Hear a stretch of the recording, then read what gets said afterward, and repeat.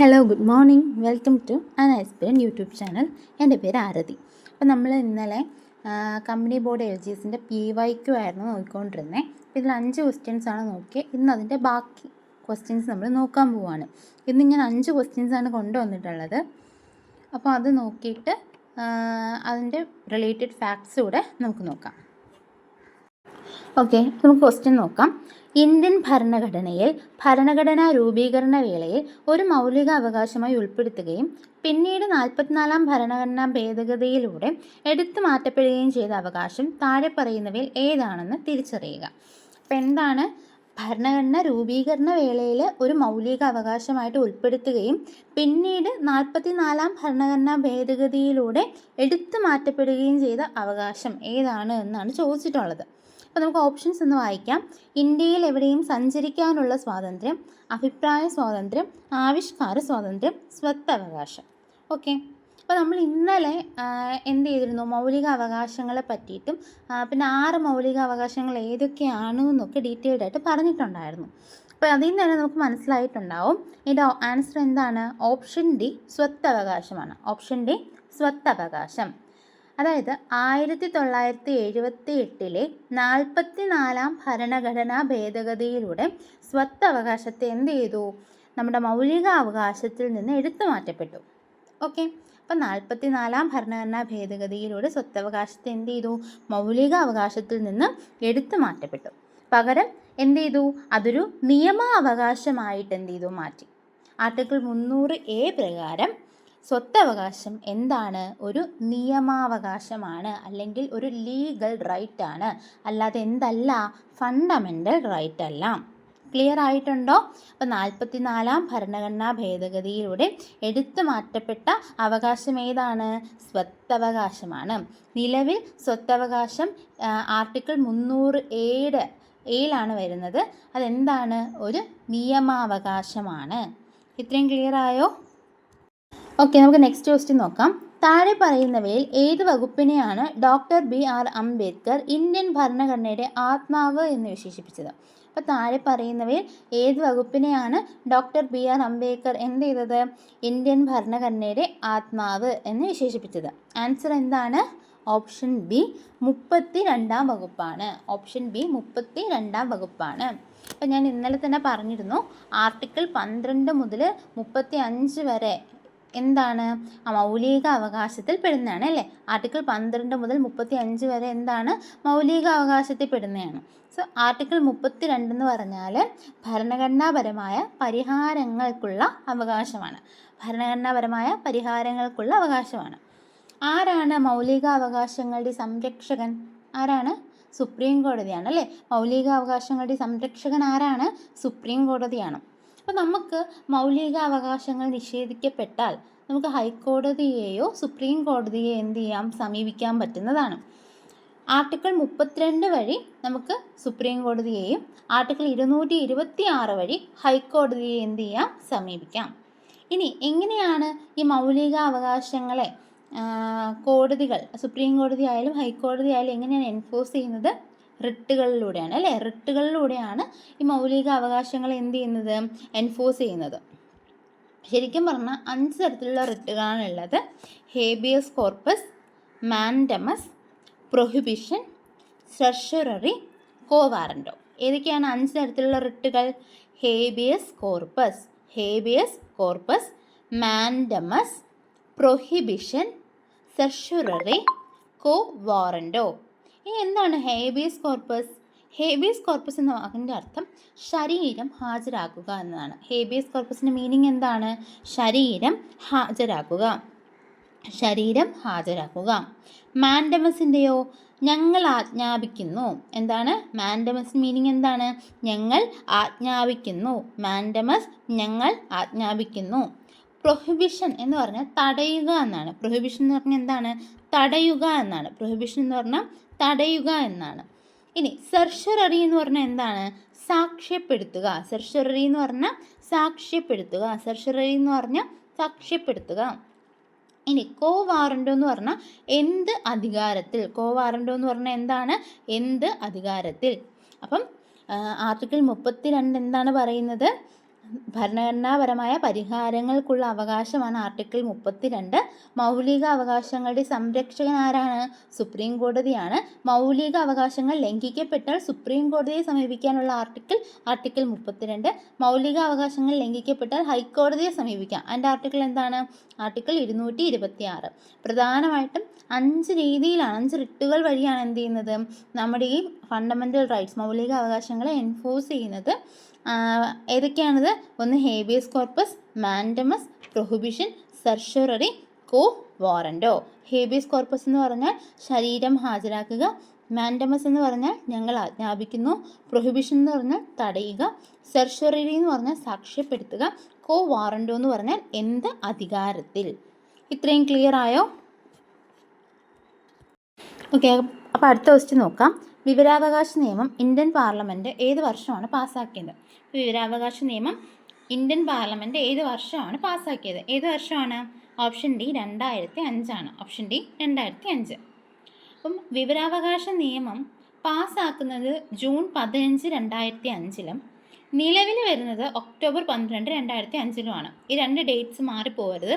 വിവരാവകാശ നിയമം പാസ്സാക്കുന്നത് എപ്പോഴാണ്? ജൂൺ 15, 2005 നിലവിൽ വരുന്നത് ഒക്ടോബർ 12, 2005 വിവരാവകാശ നിയമം പാസ്സാകുമ്പോൾ നമ്മുടെ പ്രധാനമന്ത്രി മൻമോഹൻ സിംഗും രാഷ്ട്രപതി ഡോക്ടർ APJ അബ്ദുൽ കലാമും ആയിരുന്നു.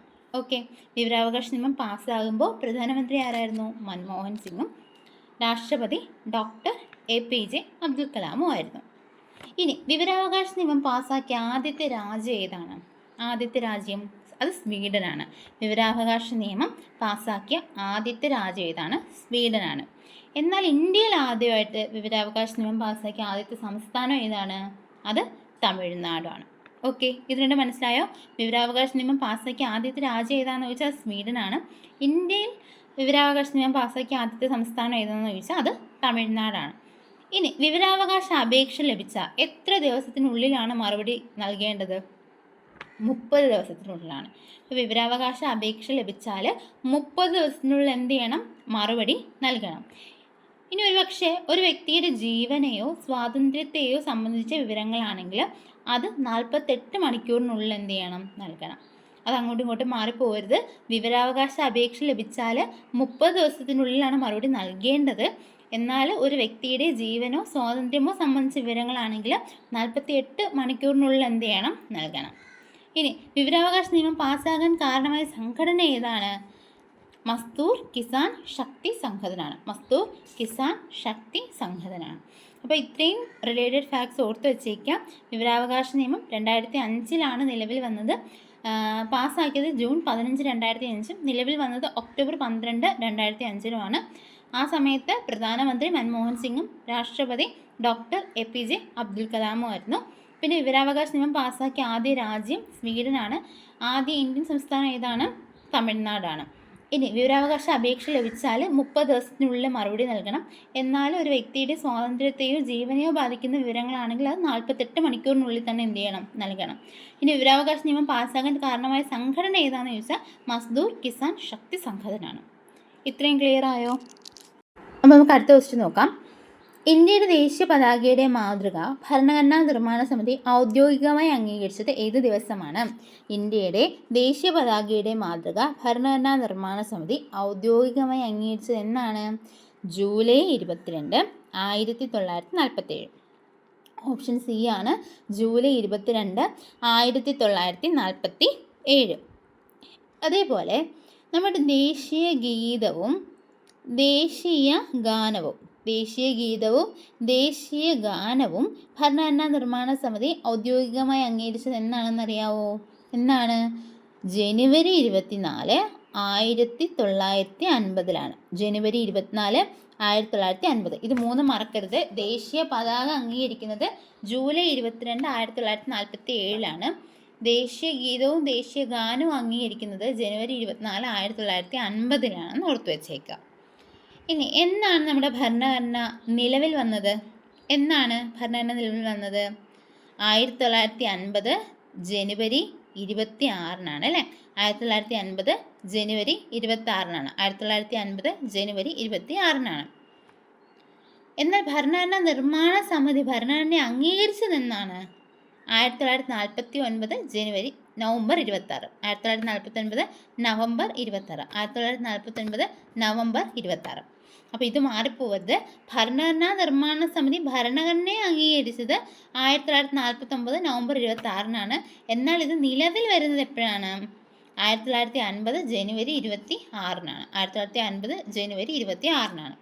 അതുകൊണ്ട് നമ്മുടെ കോൺസ്റ്റിറ്റ്യൂഷൻ ഡേ എന്നറിയപ്പെടുന്നത് എന്നാണ്? നവംബർ 26-ആണ്. കോൺസ്റ്റിറ്റ്യൂഷൻ ഡേ എന്നാണ്? നവംബർ 26-ആണ്. ഈ ഡേറ്റിന് വേറൊരു പ്രത്യേകത കൂടെയുണ്ട്. നമ്മുടെ പ്രിയാമ്പിളിലെ ആമുഖം, അപ്പോൾ ആമുഖത്തിൽ മെൻഷൻ ചെയ്തിരിക്കുന്ന ഒരേ ഒരു ഡേറ്റും ഇത് തന്നെയാണ്, നവംബർ 26. ഓക്കെ, നമ്മുടെ കോൺസ്റ്റിറ്റ്യൂഷൻ ഡേ ആണെന്ന് നവംബർ 26. അന്നാണ് ഭരണഘടനാ നിർമ്മാണ സമിതി നമ്മുടെ ഭരണഘടനയെ എന്ത് ചെയ്യുന്നത്? അംഗീകരിക്കുന്നത്. പക്ഷെ നിലവിൽ വരുന്നത് പിന്നീടാണ്. 1950 ജനുവരി 26-നാണ് എന്ത് ചെയ്യുന്നത്? നിലവിൽ വരുന്നത്. ഓക്കെ, അപ്പോൾ ഇത് ക്ലിയർ ആയോ? നമുക്ക് നെക്സ്റ്റ് ക്വസ്റ്റ്യൻ നോക്കാവോ?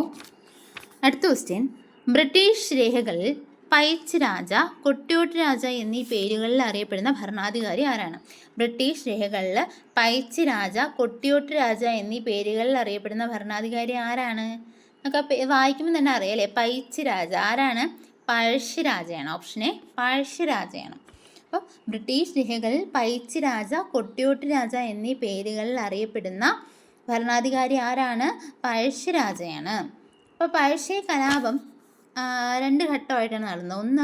ഒന്നാം പഴശ്ശി കലാപം 1793 മുതൽ 97 വരെ കാലഘട്ടത്തിലാണ് ഒന്നാം പഴശ്ശി കലാപം നടന്നത്. 1793 മുതൽ 1797 വരെ. ഇനി രണ്ടാം പഴശ്ശി കലാപം എപ്പോഴാണ്? 1800 മുതൽ 1805 വരെയാണ്. ഓക്കെ, അപ്പോൾ ഒന്നാം പഴശ്ശി കലാപം 1793 മുതൽ 97 വരെയും രണ്ടാം പഴശ്ശി കലാപം 1800 മുതൽ 1805 വരെയായിരുന്നു. പിന്നെ കേരള സിംഹം, കൊട്ടിയോട്ട് രാജ എന്നൊക്കെ അറിയപ്പെടുന്ന ആര് തന്നെയാണ്? പഴശ്ശിരാജ തന്നെയാണ്. പിന്നെ കേരള സിംഹം എന്ന പുസ്തകം രചിച്ചത് ആരാണ്? സർദാർ കെ എം പണിക്കറാണ്. സർദാർ കെ എം പണിക്കറാണ്. 1805 മാവിലന്തോട് വെച്ചിട്ടാണ് പഴശ്ശിരാജ എന്ത് ചെയ്യുന്നത്? അന്തരിക്കുന്നത്. ഓക്കെ, അപ്പോൾ ഇത്രയും ക്ലിയർ ആയോ? പഴശ്ശി കലാപം ഒന്നാം പഴശ്ശി കലാപം 1793-97 ആയിരുന്നു. രണ്ടാം പഴശ്ശി കലാപം 1800 മുതൽ 1805 വരെ ആയിരുന്നു. കേരള സിംഹം, കൊട്ടിയോട്ട് രാജ എന്നൊക്കെ അറിയപ്പെടുന്ന ആര് തന്നെയാണ്? പഴശ്ശിരാജ തന്നെയാണ്. ഇത്രയും ക്ലിയർ ആയോ?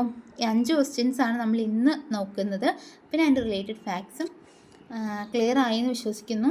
എന്തെങ്കിലും ഡൗട്ട്സ് ഉണ്ടെങ്കിൽ കമൻസിലൂടെ പറയുക, അല്ലെങ്കിൽ എന്തെങ്കിലും ക്ലാരിറ്റി കുറവുണ്ടെങ്കിലും അറിയിക്കാം. വീഡിയോ ഇഷ്ടമായ ലൈക്ക് ചെയ്യുക. അപ്പോൾ നമുക്ക് ബാക്കി ക്വസ്റ്റ്യൻസുമായിട്ട് നെക്സ്റ്റ് വീഡിയോ കാണാം. Thank you.